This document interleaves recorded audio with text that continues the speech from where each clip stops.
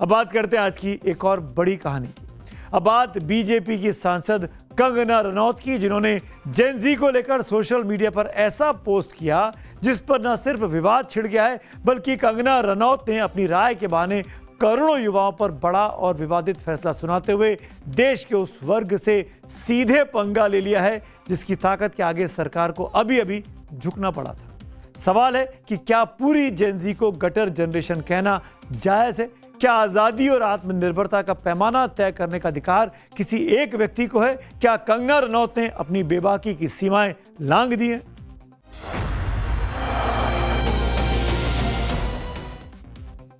पंगा भी उनकी फिल्म थी तो क्वीन भी कंगना की ही फिल्म थी, लेकिन इस कहानी में वो कंट्रोवर्सी क्वीन है। वो बॉलीवुड में कंट्रोवर्सी क्वीन के नाम से उनको कई लोग बुलाते भी हैं।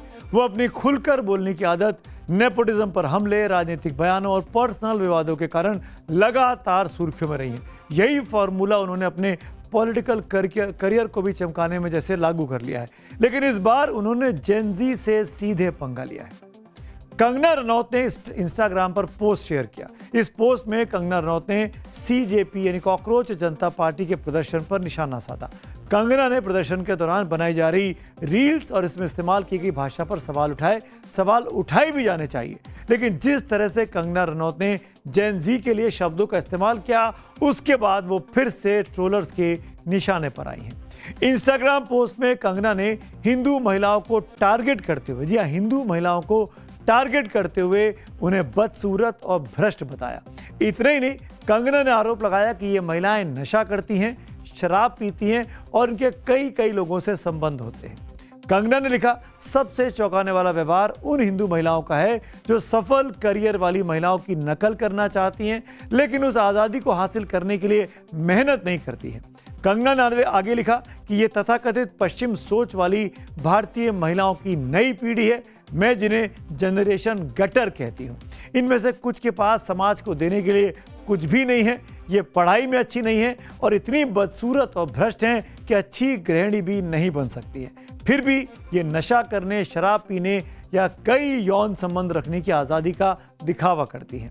शर्म की बात है कि ये अपने माता पिता की कमाई पर पलती हैं और लगातार स्वतंत्र जीवन जीने की लड़ाई लड़ती हैं। अगर आप बिना जिम्मेदारी उठाए स्वतंत्र जीवन जीने की कोशिश करते हैं तो आप सिर्फ एक विकृत व्यक्तित्व बनकर रह जाते हैं। गटर छाप, ये सारे शब्द कंगना रनौत के हैं। जेन जी को लेकर किए गए पोस्ट पर कंगना के तेवर कम नहीं हुए हैं। सुनिए उन्होंने क्या कहा। आप हमारे 75 ईयर ओल्ड प्राइम मिनिस्टर हैं, उनकी दिवंगत माता जी को, उनको इतनी गंदी गंदी भद्दी गालियां दे। हमने भी स्टूडेंट प्रोटेस्ट किए हैं, इतना हमें संकोच होता था, इतनी शर्मिंदगी होती थी कि हमें कैमरा में दिखाया जा रहा है, आगे एक स्टूडेंट को करके हम अपनी मांग रखते थे। कौन स्टूडेंट प्रोटेस्ट का हिस्सा नहीं बने? ये किस तरह के स्टूडेंट हैं और किस तरह की अश्लील बातें हैं, किस एंगल से ये लोग स्टूडेंट लगते हैं। आज इनके जो भी आगे चल के सुप्रीम कोर्ट के लॉयर्स होंगे, क्या इनके माँ बाप अफोर्ड कर पाएंगे? ये इनकी खुद की तो हैसियत नहीं है अफोर्ड करने की, और हमें ये अब ट्रोल करे चाहे कुछ भी करे, 16 ईयर ओल्ड से जो है हम अपना करियर बना रहे हैं, माता पिता पर कभी बोझ बनकर नहीं रहे। मुझे याद दिलाने की जरूरत नहीं है, कंगना रनौत सांसद हैं, खुद भी महिला हैं। एक टाइम पर उन्हें युवाओं के लिए रोल मॉडल तक बताया जाता था। ऐसे में जिम्मेदारी बढ़ जाती है। महिलाओं और जेन जी पर दिए बयान पर सीजेपी ने कंगना रनौत को क्या नसीहत दी है, वो भी आपको सुनना चाहिए। शब्दावली संभाल लेना चाहिए, नेताओं को अपने पद का गरिमा भी बना के रखना चाहिए। आपसे कई गुना ज्यादा जेन जी ने इस देश के लिए किया है, कर रहे हैं। कंगना खुद को आउटस्पोकन कहती हैं, यानी वो मुखर है, लेकिन ज्यादा बोलने की इसी आदत के कारण कई बार वो विवादों में फंसी भी है। याद करिए कैसे किसान आंदोलन के दौरान कंगना के कई बयानों पर बवाल हुआ। उस वक्त भी सरकार का पक्ष लेने के चक्कर में कंगना ने ऐसे किसान विरोधी बयान दिए थे कि बीजेपी को उनसे किनारा करना पड़ा था। कंगना रनौत ने कह दिया था कि आंदोलन कर रहे किसान नहीं, आतंकवादी हैं। अगस्त 2024 में कहा था कि किसान आंदोलन बांग्लादेश जैसी स्थिति बना सकता है। लाशें लटकी थी, रेप हो रहे थे। आंदोलन को चीन और यूएस की साजिश बताया था। बीजेपी ने इन बयानों से दूरी बनाई थी और कंगना को चेतावनी भी दी थी। तत्कालीन बीजेपी अध्यक्ष जेपी नड्डा ने उन्हें सावधानी बरतने और विवादित बयान न देने की हिदायत दी थी। लेकिन कंगना को तो नसीहत सुनने की आदत ही नहीं है और अब उनके बयानों में उनकी खींच भी दिखाई दे रही है। वो प्रदर्शन करने आई महिलाओं को बदसूरत बता रही हैं, उनके कैरेक्टर पर सवाल उठा रही हैं। कंगना रनौत को जरा फ्लैशबैक में जाना चाहिए। अपना करियर, अपनी फिल्में, अपनी कंट्रोवर्सीज, फिल्मी दुनिया की कंट्रोवर्सीज भी याद रखनी चाहिए। जब उनके तमाम विवादित सीन जिसमें वो आपत्तिजनक कपड़े पहनते दिखाई देती हैं, किसिंग सीन करते हुए दिखाई देती हैं फिल्मों में, वो सब कर वो यहाँ पहुंची और उन पर भी उस दौरान खूब कंट्रोवर्सी हुई थी। तब उनकी खूबसूरती की चर्चा नहीं हो रही थी, तब उनकी अदाकारी की चर्चा नहीं हो रही थी। जो कंगना आज रनौत कह रही हैं तब इसी बात की चर्चा होती थी कि आखिरकार कंगना करना क्या चाहती है और कहना क्या चाहती है। अब कंगना के बयानों को सुनकर विपक्ष को मौका मिला है। विपक्ष उनके मानसिक स्थिति पर सवाल खड़ा कर रहा है। कंगना रनावत को हर मर्तबा इस तरह की बकवास करने की आदत हो गई है। इनको पूछो नीट का फुल फॉर्म मालूम है? नहीं पता होगा उनको। कंगना रनौत भी सांसद है, इमरान मसूद भी सांसद है और वारिस पठान है वो भी विधायक रहे। सीजेपी के मुद्दे पर सरकार फूक फूक कर कदम रख रही है, लेकिन कंगना को न जाने किस बात की जल्दबाजी दिखाई दे रही है। यही जल्दबाजी उन्होंने 2020 में किसान आंदोलन के दौरान भी दिखाई थी। कंगना ने एक बुजुर्ग महिला किसान महिंदर कौर की तस्वीर शेयर की थी और उन्हें शाहीन बाग की बिल्किस दादी बताते हुए दावा किया कि वे 100 रुपए में प्रदर्शन करने के लिए उपलब्ध है। इस पर कई कानूनी मामले चले। महिला किसान ने मानहानि का केस किया। कंगना को कोर्ट जाकर माफी मांगनी पड़ी थी। बाद में इसी बयान से नाराज सीआईएसएफ की एक कांस्टेबल ने चंडीगढ़ एयरपोर्ट पर कंगना रनौत को थप्पड़ भी मारा था। वो तस्वीरें भी वायरल हुई थी। महिलाओं को लेकर कंगना का ये कोई पहला विवादित बयान नहीं है। पिछले महीने ही कंगना ने महिलाओं को लेकर एक और बयान दिया था। कंगना ने अपनी फिल्म का प्रमोशन कर रही थी।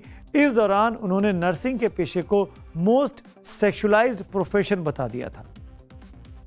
It is the most sexualized profession.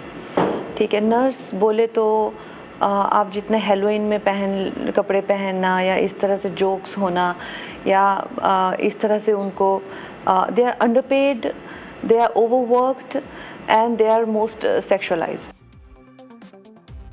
सरकार का पक्ष तो सभी मंत्री और सांसद रख रहे हैं, सीजेपी के आंदोलन की जमकर आलोचना भी कर रहे हैं, लेकिन कंगना ने जो कहा उसे तो सरकार की मुसीबत कम होने की बजाय आगे जाकर बढ़ भी सकती है। इससे पहले कंगना ने ट्रंप और पीएम मोदी को लेकर ऐसा पोस्ट किया था कि जेपी नड्डा को वो पोस्ट डिलीट करवाना पड़ा था। आपको याद दिलाऊं, 2021 में कंगना का ट्विटर हैंडल भी सस्पेंड कर दिया गया था। तब ट्विटर की तरफ से इसकी वजह बताई गई थी एब्यूजिव बिहेवियर, यानी अपमानजनक व्यवहार के कारण उनका अकाउंट विदहेल्ड किया गया है। कंगना तो पब्लिकली ऐसे बयान देती रही है जिन्हें सुनकर आप भी हैरान रह जाएंगे। तो the first prime minister of India Subhash Chandra Bose, वो कहाँ गए? सरदार पटेल क्यों नहीं हमारे प्राइम मिनिस्टर बने? वो भी क्योंकि उनको इंग्लिश नहीं आती थी। This is quote unquote. Sardar is a better leader but he is not good with English. हमारे देश में जितना पोर्न स्टार को रिस्पेक्ट मिलता है, आप पूछिए सनी लियोनी से, उतना रिस्पेक्ट पूरे वर्ल्ड में कहीं किसी ने मिल सकता। कंगना की फिल्मी दुनिया की भी अपनी पर्सनल लाइफ की भी उनकी कंट्रोवर्सीज रही हैं, उसमें मैं नहीं जाना चाहता हूँ, लेकिन कुल मिलाकर जिस तरह की एक पब्लिक डोमेन में रहने वाले व्यक्ति को भाषा का इस्तेमाल करना चाहिए, उसने कंगना के इस बयान से एक नया विवाद जरूर खड़ा कर दिया है। खैर, अब कार्यक्रम के आखिर में आ गया हूँ, बात करूंगा पब्लिक व्यू की, जो कि मेरा फेवरेट सेगमेंट है। ऋषभ मिश्रा का पोस्ट सबसे पहले देखते हैं। देश भर में लीक हो रही परीक्षाओं के लिए संसद को कठोर कानून बनाना होगा, क्योंकि जब पूरे देश के चुनाव एक साथ हो सकते हैं तो 25 लाख बच्चों की परीक्षा क्यों नहीं? इसका मतलब यह है कि परीक्षाएं हर साल होती हैं तो लीक होते रहेंगे क्या? जया दीक्षित जी का कहना है कि केवल कठोर कानून बनाने से कुछ नहीं होगा, उस पर सख्ती से अमल होना भी बहुत जरूरी है। तो आज मेरे साथ इतना ही। अब आपसे कल मुलाकात होगी चक्रव्यूह के नए अंक के साथ। तब तक के लिए शुभ रात्रि।